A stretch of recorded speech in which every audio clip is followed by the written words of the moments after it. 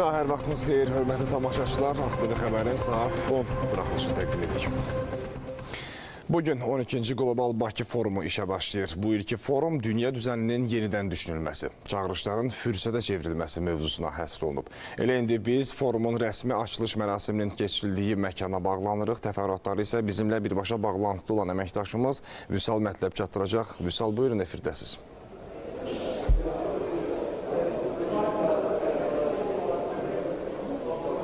Xoş gördük.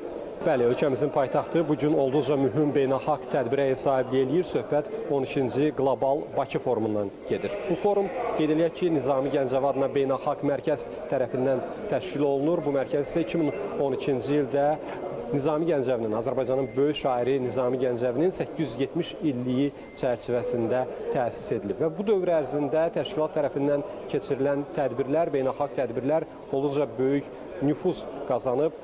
Məlum olduğu kimi, burada müxtəlif beynəlxalq və regional məsələləri müzakirə edən müxtəlif mövzulu tədbirlər, beynəlxalq tədbirlər, regional tədbirlər təşkil olunur. Bakının da böyük təcrübəsi var bu istiqamətdə. Məlum olduğu kimi, müxtəlif qütblərin, müxtəlif məsələlərin müzakirə